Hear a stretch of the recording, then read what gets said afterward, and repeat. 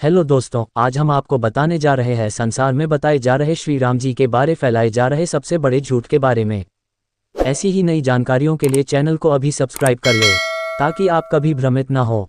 दोस्तों, आपने ये अक्सर सुना होगा कि राम मांसाहारी थे, पर दोस्तों ये बात पूरी तरह से झूठ है। आइए जानते हैं क्या है इसकी सच्चाई।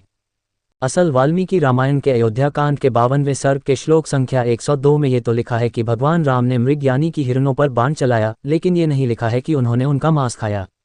खाने के लिए भगवान राम, लक्ष्मण और सीता ने कंदमूल ही खाए हैं। दोस्तों, जिन्हें जल्दी हो वो टाइटल पर दिए बातों का जवाब पा गए होंगे कि प्रभु श्री राम मांसाहारी नहीं थे।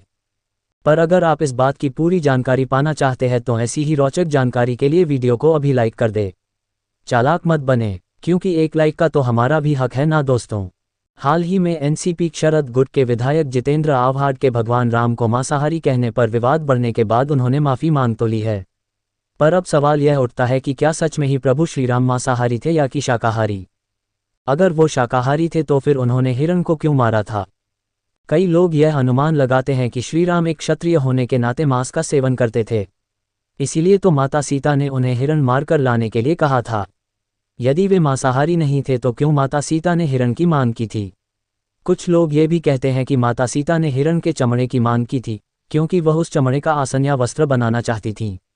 क्यों माता सीता ने हिरण के चमड़े की मांग की थी और राम भगवान उसे मारने भी चले गए, जबकि धर्म तो यह नहीं सिखाता। यदि ऐसा था तो श्रीराम एक मांसाहारी थे। श्रीराम एक सन्यासी और वनवासी थे। प्रभु श्रीराम, लक्ष्मण और माता सीता अपना राजपाट और राजसी वस्त्र सभी को त्याग कर वनगमन कर गए थे।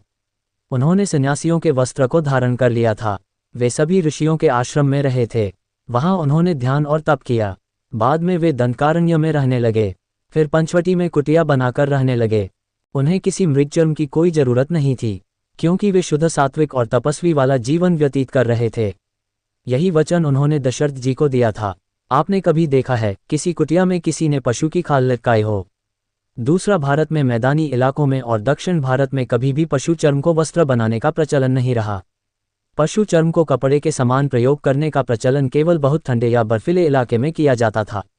आपने शिवजी के चित्र इसी वेशभूषा में देखा होगा, लेकिन कोई भी वैष्णवी चर्म का प्रयोग नहीं करता। तब श्रीराम ने हिरण को क्यों मारा? असलियत ये थी कि माता सीता ने श्रीराम से हिरण को मारकर लाने के लिए नहीं कहा था, बल्कि उसे पकड़कर लाने के लिए कहा था।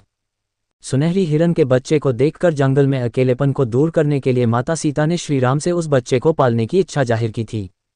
प्रभु राम ने उस समय सीता को समझाने का प्रयास किया कि इतना छोटा बच्चा अपनी मां के बिना नहीं रह सकता है, इसलिए ये हट छोड़ दो।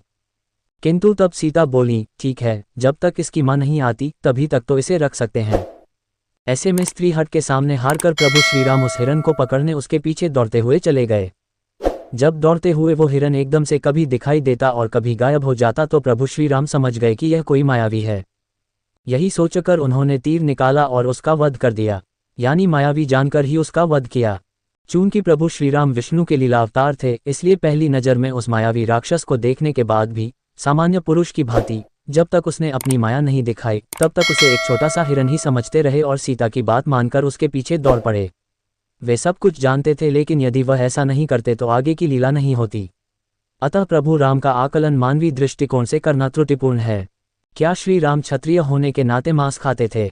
ठीक है, यदि आप ये कहते हैं कि हिरण को इसलिए नहीं मारा था कि उसका चर्म निकालकर उसके वस्त्र या आसन बनाया जाए, बल्कि इसलिए मारा था कि उसे खाया जाए क्योंकि प्रभु श्रीराम क्षत्रिय थे और वे मांस खाते थे, इसका जवाब है कि रामायण में कहीं भी प्रभु श्रीराम के मांसाहार सेवन के बारे में नहीं लिखा है। हर जगह श्रीराम, लक्ष्मण और सीता के द्वारा कंदमूल खाए जाने का जिक्र मिलता है। मर्यादा पुरुषोत्तम श्रीराम ने वनवास पर जाते समय आहार विषयक प्रतिज्ञा की थी कि वे कभी मांस का नहीं सेवन करेंगे। इसका उल्लेख वाल्मीकि रामायण में मिलता है। दोस्तों, मुझे प्लीज़ सब्सक्राइब कर ले, मैं भी आपको दूसरों से अच्छी वीडियो दे सकता हूँ। प्रॉमिस।